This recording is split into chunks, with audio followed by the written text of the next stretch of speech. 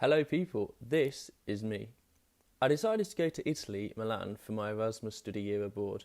While now sat in my flat in Milan making this video, I have become certain that for sure I picked well for the most exciting place to be in the current COVID-19 situation. Italy wasn't my first choice when I initially signed up for the Erasmus year. I had been set on Canada, but I changed my mind and went for a non-English speaking country as I felt I would get a better understanding of new cultures, and something in Europe just sounded great too. After joining on Team Italy, I was also joining Università Cattolica del Sacro Coro, which would be my university for the academic year I was going to spend in Milan. And now that is pretty much where all this begins. Reading a brief for this project, I'd always wanted to make a video, but things happened and my MacBook broke and coronavirus also happened, so the plans got adapted slightly. Creativity and limited applications now became the forefront of this project. With a 10-minute allowance and 8 months of pictures and videos to get through, well then, let's begin. Getting right into it, semester one was a massive development period for me. From the cultural trips around Italy to the new style of learning that I just wasn't aware of before moving to Italy. The university had a very much do-it-yourself culture, and this concept is what everybody worked from. This was one of the biggest challenges for me to overcome, because on one side I felt as though sometimes the support system of the university just didn't want to help me. Looking back on it though, it's made me a lot more independent, as given me new ways to sort out my problems and work off my own initiative. Of course, this skill is something that many employers look for.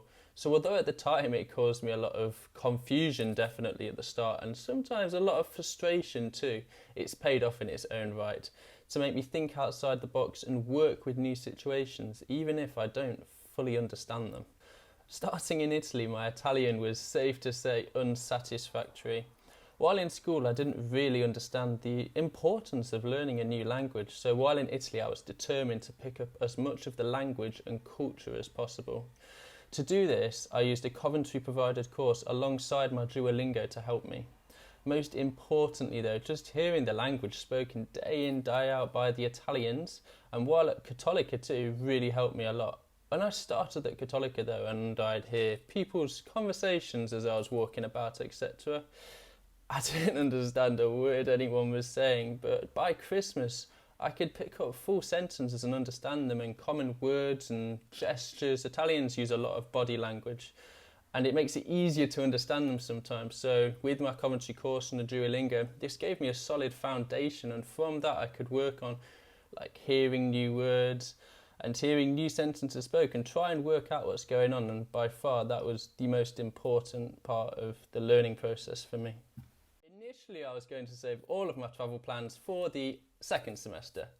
Thankfully I didn't do this, and I managed to find some exceptionally cheap travel. The travel in Italy is publicly owned, while in the UK it's privatised networks, so that explains the price difference.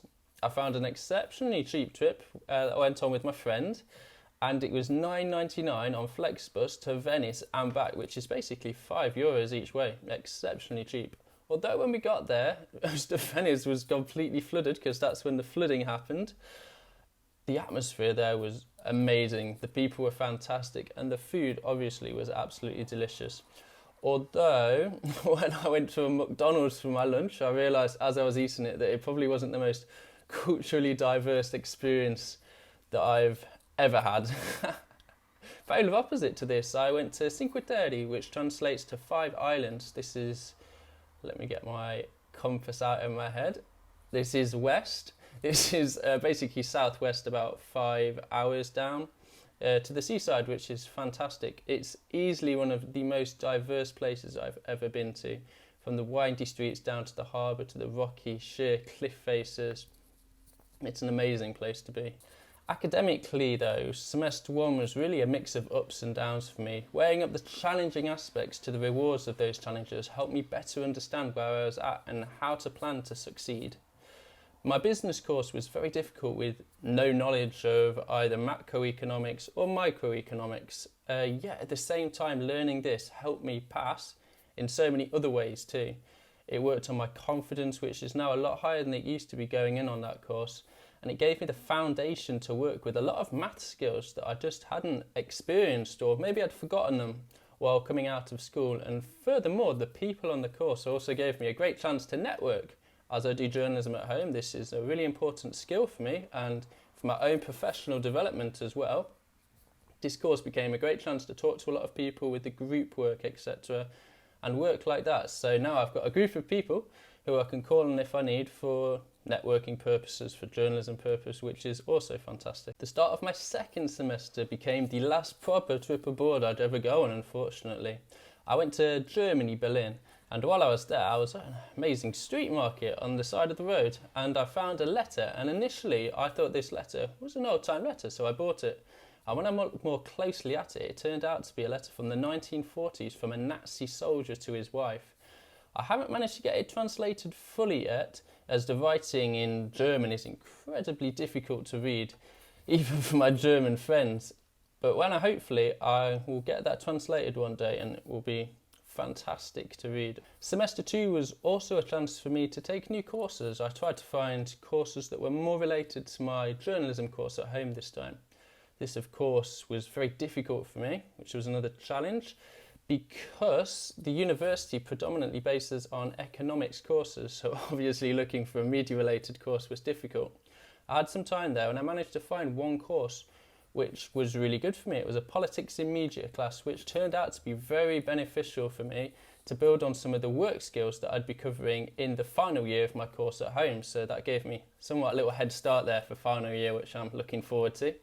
But I also felt a lot more comfortable on the course as opposed to other courses I'd taken at Cattolica, because I actually had the base knowledge for this course, which made the course a lot easier for me. One of the most memorable experiences in my second year was the integration weekend. This was for international students to go together to, well, as the name suggests, integrate.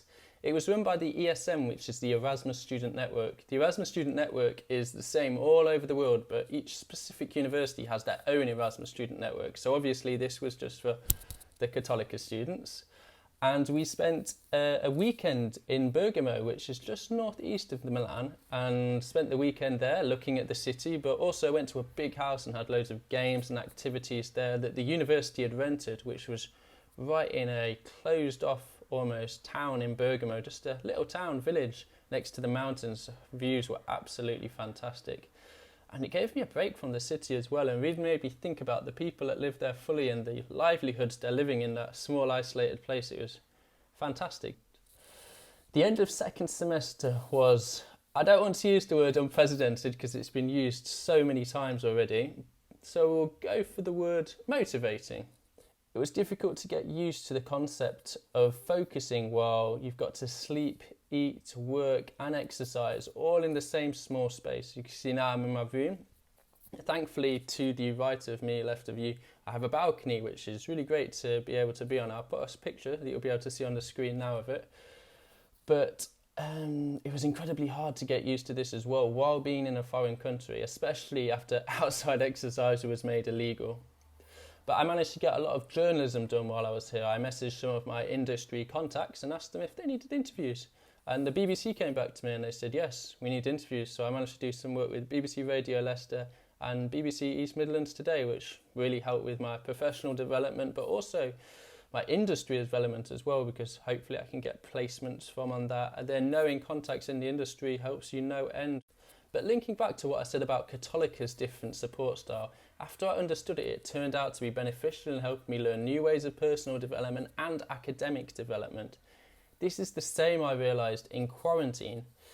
I realised quite quickly that it wasn't going to change as quickly or as easily as I'd hoped it would be, but be able to come out on top with my work and myself, I had to work with the resources that I had available with me. Unexpectedly, I know I can take away from this weird situation knowing it's one of the best professional developments I've ever experienced, learning multiple ways to work, learn and cope and move forward all in one. Well, with the 10-minute mark coming up to a close, it's about time to make a close. I'm Jacob and this was my Erasmus study year abroad.